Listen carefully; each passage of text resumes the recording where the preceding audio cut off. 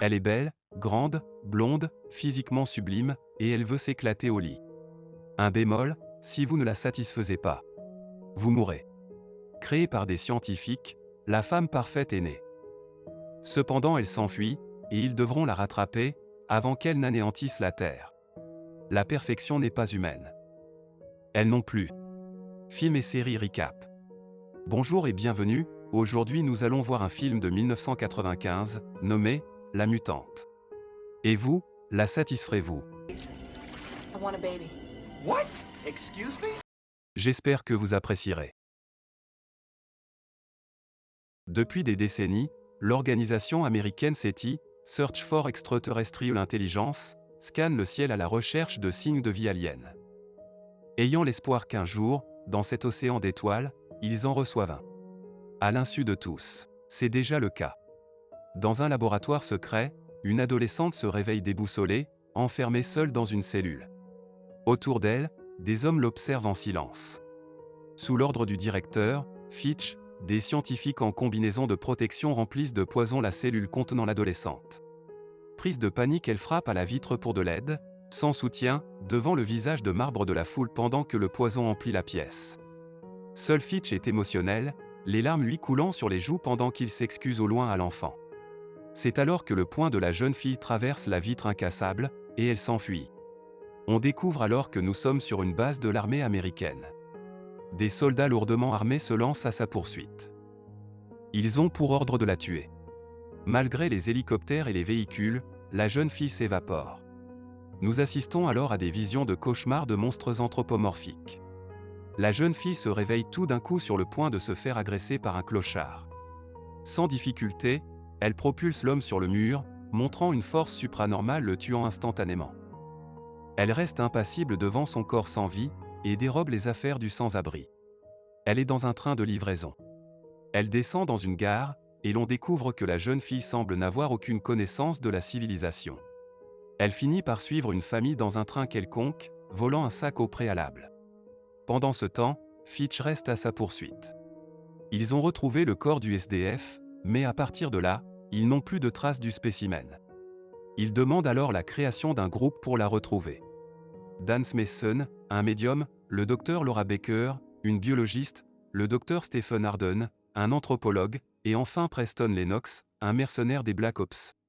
Fitch a réuni spécifiquement ses experts dans différents domaines pour retrouver le spécimen. Il leur dévoile alors qu'il y a quelques années, ils ont reçu un message venant de l'espace. En réponse aux envois de la SETI. Le premier message permettait de créer une source d'énergie illimitée, ce qui amènerait la paix sur Terre. Le second était un code génétique. Ils ont ensuite décidé de faire une hybridation entre de l'ADN humain féminin pour plus de contrôle et ce code extraterrestre. Il en a résulté une petite fille à croissance très rapide. En 3 mois, elle a pris la forme d'une adolescente. Cependant, malgré leur réussite, quelque chose se passait chez le spécimen appelé « SEAL ». Des malformations apparaissaient et disparaissaient durant son sommeil. Craignant un cheval de Troie extraterrestre, ils ont eu pour ordre de l'éliminer, et c'est là qu'elle s'est enfuie. Dan, médium, ressent chez elle la présence d'un puissant prédateur. Leur mission est de retrouver SEAL. Pendant ce temps, celle-ci, dans un train, doté d'une intelligence supérieure, observe et s'adapte aux coutumes terriennes. Elle se met à consommer une énorme quantité de nourriture. Durant la nuit, des protubérances se dévoilent sous sa peau. Elle se développe peu à peu en tentacules qui enveloppent la jeune fille effrayée. Une contrôleuse qui s'était prise d'affection pour elle retourne la voir durant la nuit et fait face à un cocon. Celui-ci attaque la pauvre femme et l'absorbe. Au matin, une jeune femme en ressort. SEAL, revêtant la tenue de l'employé, quitte la gare en passant les barrages qui recherchent encore une petite fille. Elle disparaît dans les rues de Los Angeles. Un peu plus tard, nos héros arrivent aussi. Ils découvrent le corps de la contrôleuse, ainsi que le cocon. Laura et Stephen en déduisent, par la grande consommation de nourriture et la chrysalide, que SEAL en est désormais sorti sous forme adulte. De son côté, celle-ci absorbe la culture, et après un jour, apprend à parler. Do you speak English? Yes. En observant une chose rien qu'une fois, elle peut la répéter et l'appliquer. Fitch et l'équipe installent le QG à l'hôtel et continueront leurs recherches à l'université. Tous, suivant leur domaine de spécialité, tentent de repérer et de comprendre la pensée du xénomorphe. Laura propose d'étudier les échantillons ADN de Seal, mais uniquement la partie alien pour essayer d'en tirer des possibles faiblesses. Seal, de son côté, elle ressent de plus en plus le besoin de se reproduire. Après avoir loué une chambre d'hôtel, elle tombe sur des programmes pour adultes et comprend son prochain objectif. Dans le laboratoire, à l'aide d'un microscope longue distance pour éviter toute contamination, Laura et l'équipe tentent de féconder une cellule avec l'ADN purement alien. Mais alors que l'aiguille s'approche, la caméra se brise. Le projet étant top secret, ils n'ont pas de technicien pour faire le changement. Laura se propose d'entrer dans la pièce confinée pour la changer, aidée par Lennox. Les deux pénètrent dans la chambre de confinement, mais lorsqu'ils réactivent la caméra, la salle de contrôle s'aperçoit alors que la cellule a été fécondée et que la division cellulaire a pris de l'ampleur. D'une cellule microscopique, la chose grandit de manière exponentielle. Ils s'empressent de refermer la cage, mais une des vis tombe dans le sol. La créature maintenant pousse pour sortir, elle est consciente. Lennox la maintient le temps de laisser à Laura le temps de sortir, mais Fitch refuse d'ouvrir. Cela risquerait de libérer l'alien dans la nature. Il actionne le mécanisme de destruction des échantillons, mais cela ne fait rien à la créature. Fitch va devoir carboniser toute la cellule. Lennox prend un tube de gaz et s'en sert comme un lance-flamme, poussant la créature à essayer de fuir par les tuyaux. Il la bloque finalement avec une barre de fer et la frappe à de multiples reprises. C'est alors que la créature se multiplie et infeste tout le mur. Dan finit par ouvrir le caisson et nos héros arrivent à sortir. Le compte à rebours arrive à 0 et toute la cabine est passée aux flammes, tuant une bonne fois pour toutes le monstre. Ils en sont sûrs, ils ne doivent pas laisser Seal se multiplier. De son côté, Seal demande à la réception de l'hôtel où trouver un homme. On lui indique alors la boîte de nuit la plus proche. Avant de partir, il lui demande de scanner sa carte de crédit comme garantie. Utilisant celle de la contrôleuse, Fitch et les autres la repèrent. Devant le club, elle entre directement due à sa grande beauté. Compréhensible. Dedans, elle observe et tente de s'approcher d'un homme, mais se fait coiffer au poteau par une autre cliente. Elle suit ensuite sa rivale aux toilettes. Là, la femme lui indique que c'est la poitrine qui fait tout. Après le conseil, Seal la remercie et élimine la concurrence. Elle retourne ensuite sur la piste et retire son haut. Utilisant la phrase de sa pauvre victime, elle demande à un autre homme de la ramener chez lui, pour plus ample activité. À quelques mètres de là, le réceptionniste donne aux enquêteurs la description de Seal, la vidéo de sécurité étant de mauvaise qualité. Il boucle la sortie de la boîte mais sans le savoir, rate Seal de peu. Seal observe comment l'homme conduit. Sans image de sa nouvelle apparence, nos enquêteurs recherchent une fille blonde à forte poitrine qui a dû partir avec un homme, de préférence un homme gentil dû à la nature enfantine de l'alien. Ils trouvent plusieurs noms et avec ses pouvoirs, Dan reconnaît lequel. Un homme nommé Robbie. S'il arrive dans son manoir sur les collines de Los Angeles. Il décide d'aller prendre une douche et l'invite à le suivre. Alors qu'il s'apprête à consommer la relation tant recherchée, le visage de Seal change et elle lui demande d'arrêter. À ce moment-là, Robbie aussi change de visage et essaie de l'obliger à avoir une relation. Mauvais choix. Là, elle accepte et l'embrasse. Mauvaise nouvelle pour Robbie, elle lui bloque la tête, l'empêchant de bouger. Et avec sa langue, lui traverse le crâne. Plus tard, Fitch et son équipe arrivent sur les lieux du crime. Pourquoi ne pas avoir copulé avec lui? Ils découvrent alors qu'il était diabétique, donc génétiquement imparfait. Dan comprend que la fille tuée au club était un obstacle, mais que pour Robbie,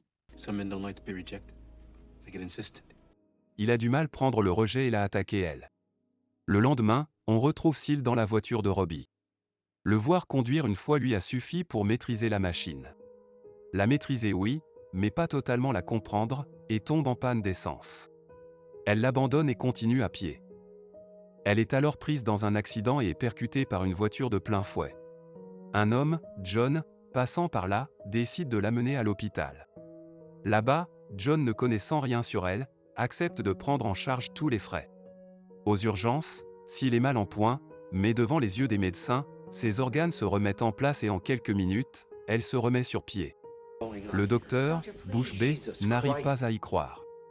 Elle retrouve alors le gentil John à sa grande surprise, et lui demande de la ramener chez lui. Pendant ce temps, la voiture de Robbie est repérée et là, ils reçoivent le signalement du médecin sur un acte miraculeux. Avec son numéro de carte de crédit, ils retrouvent l'adresse de John et s'empressent de le prévenir.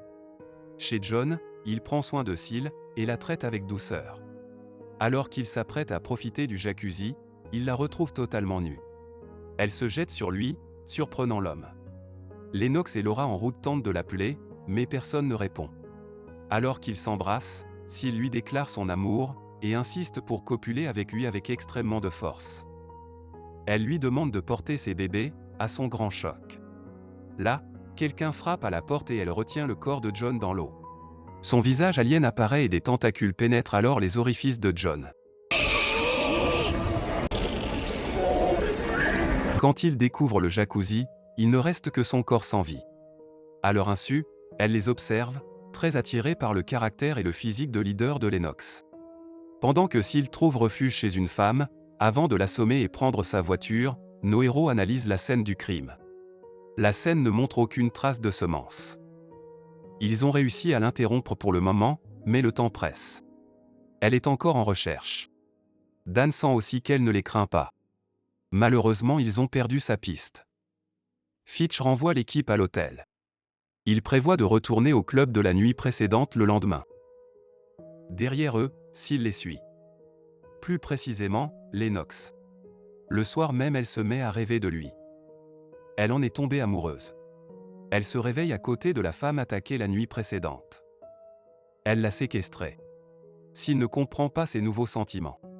Elle se questionne sur la raison de son existence sur Terre et d'où viennent ses rêves, devant la femme kidnappée en pleurs. Là, Seal se coupe le doigt devant elle. Devant ses yeux pleins d'effroi, celui-ci automatiquement repousse. Elle redirige ensuite son attention sur la pauvre femme. À une station essence, elle remplit plusieurs jerrycans qu'elle charge dans la voiture avant de repérer une colline dans la forêt. La nuit tombée, notre équipe est en surveillance dans la boîte de nuit, mais aucun signe de leur alien. On peut alors voir que Lennox et Laura se rapprochent. Alors que Stephen jaloux part prendre l'air, Dan ressent alors la présence de Seal dehors. Là, elle se montre face à lui, avant de fuir. Il appelle le groupe et une course-poursuite se produit entre eux et la voiture de Seal. Elle les amène dans la colline, sur le côté passager la jeune fille kidnappée. À un virage, sous les yeux de l'équipe de recherche, la voiture de Seal sort de la route. Celle-ci dévale la colline avant de provoquer une massive explosion.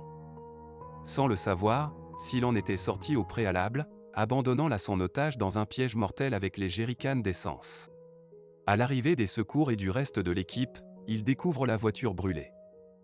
On leur confirme avoir retrouvé un corps de femme carbonisé dedans. Lennox et Dan ne veulent pas croire qu'elle ait été si négligée pour être revenue au club. Mais là, on leur apporte un pouce trouvé dans la portière. Le doigt confirme l'ADN de Seal. Pour Fitch, la mission est terminée. Seal est détruite. Ils célèbrent leur victoire au bar de l'hôtel. Pour leur dernière soirée, Lennox et Laura se rapprochent finalement. De son côté, Stephen tente sa chance avec la jante féminine, avec peu de succès. La menace n'est pas terminée pour autant. Durant l'après-midi, Seal toujours vivante s'est coupé les cheveux et teint sa chevelure reconnaissable blonde, en noir. Elle souhaite toujours copuler avec Lennox. Alors qu'il entre dans l'ascenseur, elle est là. Hormis Dan, personne ne connaît son visage adulte. Elle tente de charmer Lennox, mais sans succès. Il sort à un étage, suivi discrètement par elle. Il finit par entrer dans une chambre, où Laura l'attend. Seal, curieuse, entre dans la chambre d'à côté.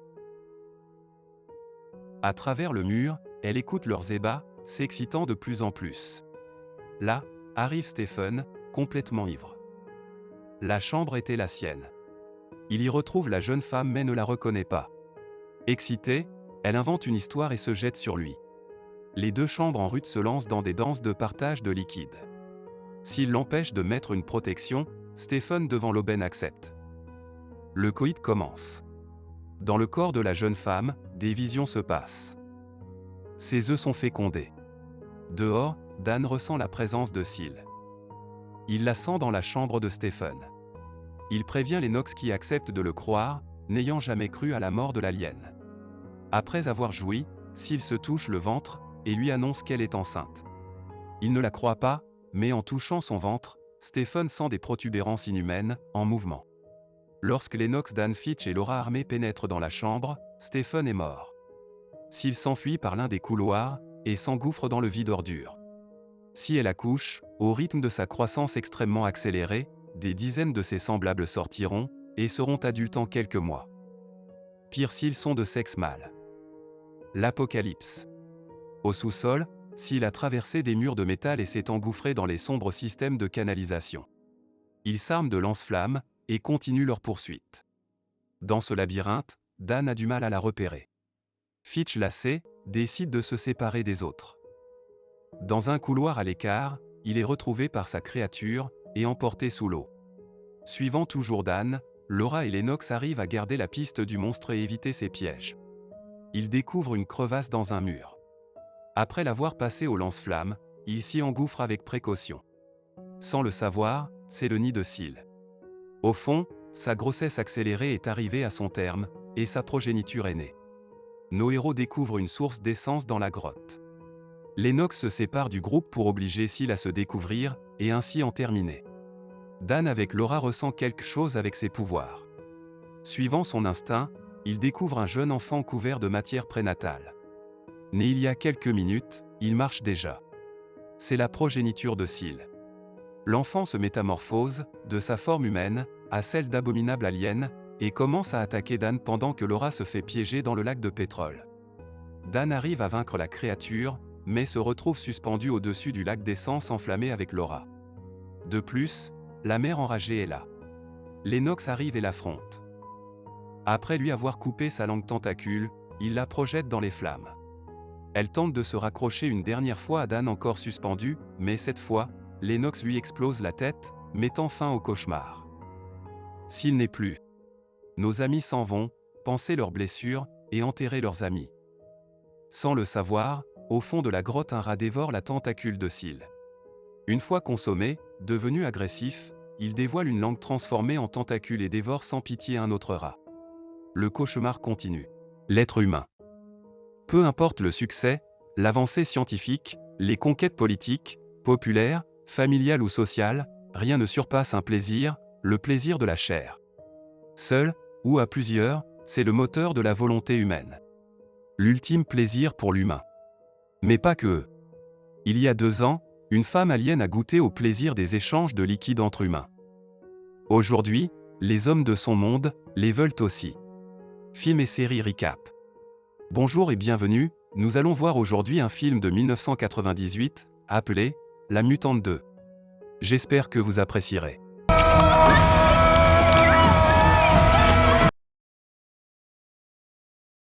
Le film commence à bord d'une navette spatiale en orbite autour de Mars. Le capitaine, Patrick Ross, et son équipage, Anne Sampas et Dennis Gamble, sont les premiers humains à réussir une expédition sur Mars. Sur Terre, la planète entière célèbre cet exploit historique, Patrick étant le premier homme à avoir marché sur Mars, devenant ainsi la personne la plus populaire de la Terre. Cependant, dans un hôpital psychiatrique, un patient, le docteur Cromwell est en pleine frénésie. Il hurle devant l'écran qu'il n'aurait jamais dû y aller. Avant de quitter la planète rouge, Patrick prélève des échantillons de sol martien, soigneusement conservés dans la glace.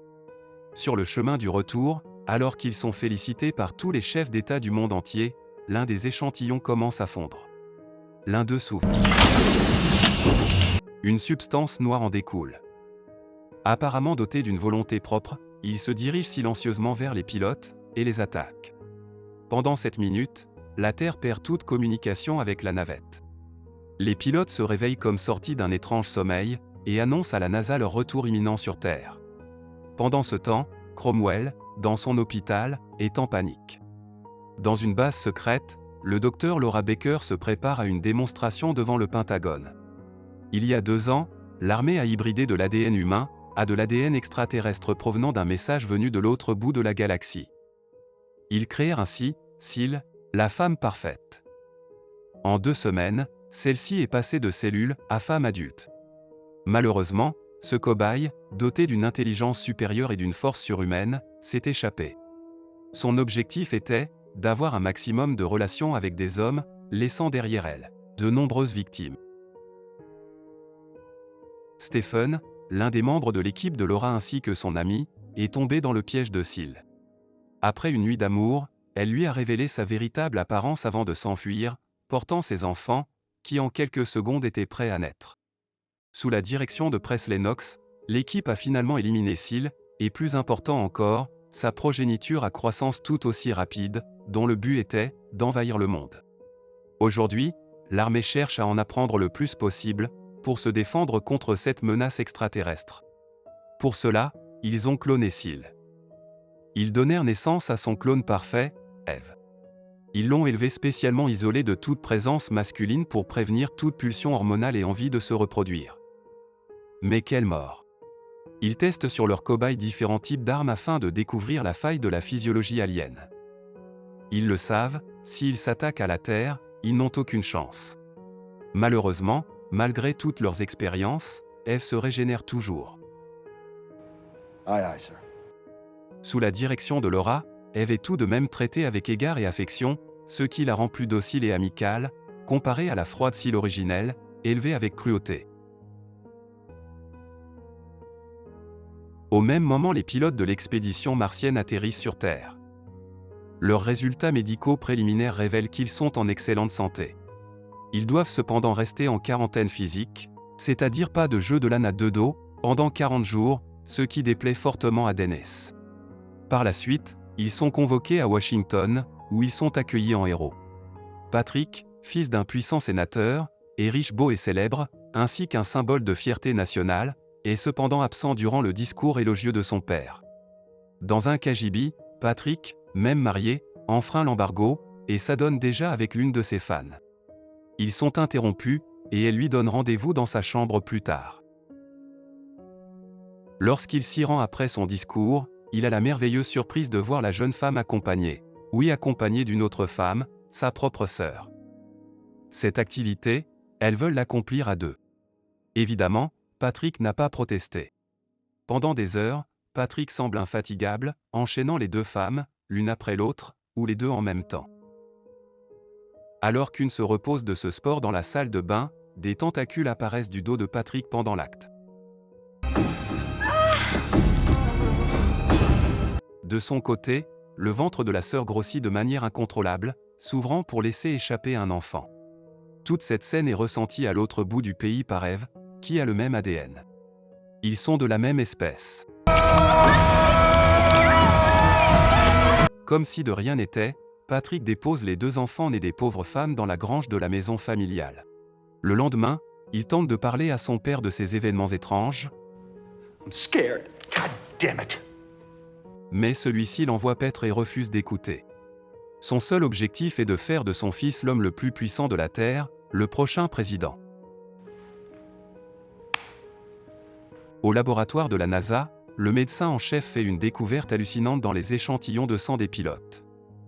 Il tente de contacter d'urgence le docteur Cromwell. Dans les échantillons, des cellules étrangères absorbent et remplacent les cellules humaines. Pendant qu'il analyse ces cellules, un des flacons contenant le sang de l'un des pilotes se met à bouger seul, et se brise. Étrangement, comme doté d'une conscience, la flaque de sang se met en mouvement et se dirige vers le mur. Alors qu'il s'approche de l'étrange événement, un bras en sort et tue le médecin. Après examen, Laura identifie que ce que contient ce sang appartient à la même race qu'Eve. Ils ont un autre de ces extraterrestres sur Terre. Le Pentagone décide de contacter Presley Knox, le seul à avoir tué un de ces aliens, et l'un des hommes les plus dangereux de la planète. Il refuse d'abord, mais accepte en échange d'une énorme somme d'argent. Le colonel Burgess, aussi cliché que stupide, amène Presley Knox au sous-sol 4 où est confinée Eve. À sa vue, elle est toute émoustillée. Il est le premier homme qu'elle ait jamais rencontré. D'autant plus que la vraie Seal était amoureuse de lui. Laura est furieuse. L'environnement d'Eve est extrêmement contrôlé, et aucun mâle ne doit y pénétrer pour éviter une réaction hormonale, et potentiellement meurtrière. Ils commencent leur chasse. Avant de mourir, le médecin-chef de la NASA avait essayé plusieurs fois de contacter un hôpital psychiatrique. Il découvre que l'un des résidents était son mentor, l'illustre docteur Cromwell, qui y est interné pour des raisons top secrètes. Cromwell leur explique qu'il travaillait sur des météorites provenant de Mars. Dedans, il avait découvert des fossiles prouvant qu'il y avait bien eu de la vie sur la planète rouge, mais il avait découvert quelque chose de pire. Un autre assemblement de composants, étrangers à leur univers, était aussi présent. Il a compris qu'il y a 1 milliard d'années, la vie pullulait sur Mars, mais une race extraterrestre étrangère à la planète est arrivée et a détruit toute vie, transformant la planète en le désert que nous connaissons aujourd'hui. Il avait tenté désespérément d'empêcher l'expédition sur Mars, mais pour cela, il a été enfermé. Il craint maintenant que le destin de la Terre soit le même que celui de Mars. Ils font leur rapport au colonel en lui expliquant l'urgence. Un des pilotes est un alien, et ce soir est la fin de l'embargo du Q. Il pourrait nous exterminer rien qu'en baisant. Il faut les ramener à la base d'urgence. Il commence par Patrick. Au même moment, sa femme s'occupe amoureusement de lui, lui promettant qu'il n'aura pas besoin de faire un effort. Ils arrivent à son appartement en ville, mais ils le trouvent vide. Pas de temps à perdre, il décide de se rendre chez la pilote Anne Sampas. Elle aussi est en plein acte avec son mari après 11 mois loin de l'autre. Une fois terminé, son ventre s'ouvre et des tentacules en sortent. Lorsqu'ils arrivent, il est trop tard, un facehugger a terminé son travail sur le mari devant la pauvre femme. L'innocente n'a pas survécu à sa transformation.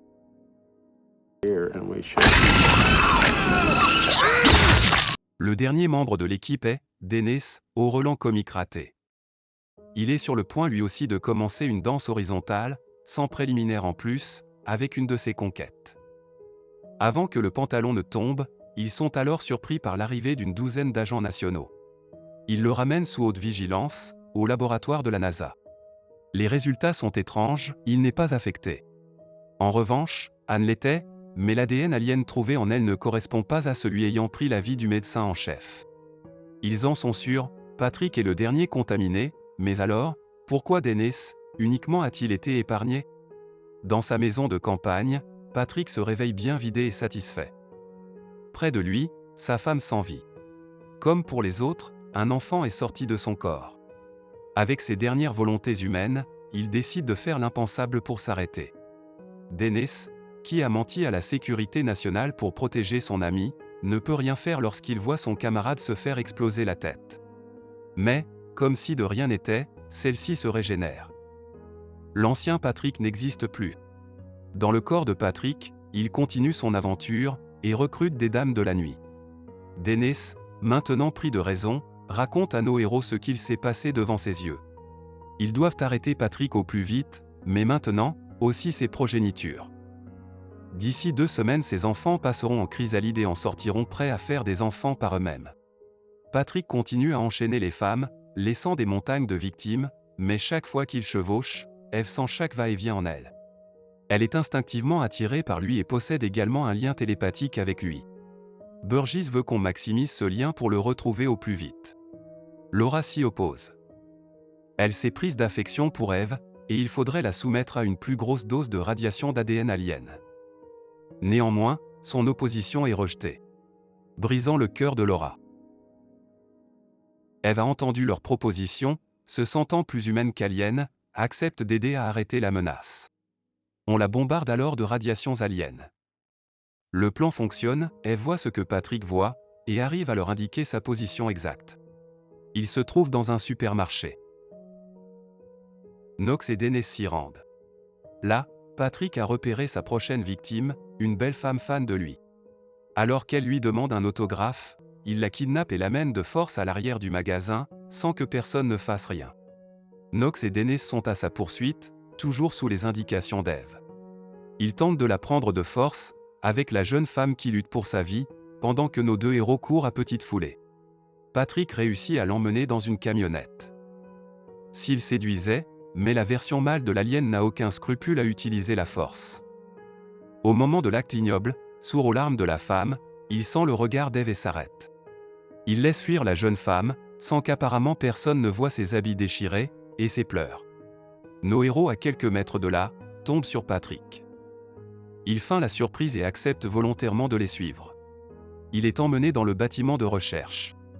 À l'approche de Patrick, Eve devient incontrôlable et ses hormones augmentent. Sentant aussi la présence d'Eve, Patrick facilement se libère et parvient à rejoindre la pièce confinée contenant sa cellule. Ils ont envie l'un de l'autre à un niveau cellulaire.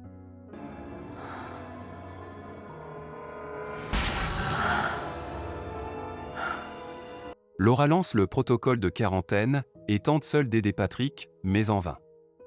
Il veut qu'on libère Eve. Patrick tente de lui implanter des œufs via une tentacule sortant de la bouche. Elle est sauvée par l'arrivée de Knox et Dennis et de leur nouvelle arme. Une arme issue du sang de Dennis. Dennis n'a pas été infecté car il possède des anémies falciformes, des cellules sanguines difformes, et est techniquement cellulairement imparfait. La précédente cible avait une répulsion pour les êtres génétiquement imparfaits, comme le pauvre Robbie, qui le méritait un peu en vrai. Ils ont enfin leur arme. Pendant ce temps, Burgess informe le sénateur Ross de la situation délicate de son fils. Ils ne l'ont pas encore retrouvé, mais il lui promet de régler l'affaire discrètement. Le soir même, le sénateur retrouve son fils. Il connaît sa cachette et promet de tout faire pour l'aider. L'espace d'un instant, il semble indiquer que Patrick a repris le contrôle et supplie son père de l'aider, mais l'alien en lui met fin au seul homme qu'il l'ait jamais aimé, de sang-froid, devant ses enfants. Ceux-ci sont maintenant sur le point de se transformer en chrysalides et d'atteindre leur maturité. Dans la grange, il y a désormais une dizaine de cocons. Laura demande à nouveau l'aide d'Eve pour retrouver Patrick, mais elle refuse. C'est alors que, comme Seal, elle brise la vitre blindée et s'enfuit, arrachant les portes en titane comme du carton. Elle est néanmoins exécutée par une pluie de balles à sa sortie en surface, mais la menace est réelle, et sans blessure elle se relève et repart en courant. En quelques secondes, elle apprend le fonctionnement d'une voiture et s'enfuit. Le colonel décide d'arrêter les poursuites afin de retrouver la trace de Patrick, laissant la filature à Knox. Comme prévu, Eve arrive à la grange. Dotés de leur nouvelle arme, Dennis, Laura et Knox arrivent aussi. Juste devant la grange, le corps du sénateur Ross abandonné. Pendant ce temps, Patrick et Eve, enfin réunis, laissent parler leurs hormones. Ils s'adonnent, tel un manga japonais, mélangeant corps, salive et énormes tentacules, laissant le côté bestial et alien prendre totalement le dessus. Nos héros submergent les cocons du sang de Dennis, les contaminant. Lorsque Knox trouve les tourtereaux, il tombe sur la forme alien monstrueuse de Patrick. À ses pieds encore secoués de sa partie de jambe en l'air, Eve aussi sous forme alien. Laura, qui est quasiment sa mère, la supplie de leur venir en aide. Patrick charge alors, mais Eve intervient. Sa trahison provoque la haine de Patrick, qui lui arrache la vie avec ses tentacules, pénétrant tous ses orifices, devant une Laura en larmes. Afin d'en finir, Knox s'empare d'une fourche et la plante dans la jambe de Dennis. Maintenant imbibé de son sang, il enfonce l'arme dans le corps de Patrick. L'ADN agissant comme un poison, déstabilise sa structure, et son corps se dissout. La menace a été vaincue, et les cocons détruits. Il ne reste que le corps d'Eve, sans vie, revenu à l'état humain. L'aventure est terminée. Pas vraiment. Dans l'ambulance qui ramène son corps, dans le coin du véhicule, un des enfants de Patrick est présent. Le ventre de celle-ci se met alors à gonfler, et quelque chose en est expulsé. L'invasion ne fait que commencer. Fin. J'ai adoré faire cette vidéo. Dites-moi ce que vous en avez pensé, ou recommandez de nouveaux films à explorer. Je lis tous les commentaires. Abonnez-vous, et à bientôt sur Film et Série Recap. Au revoir.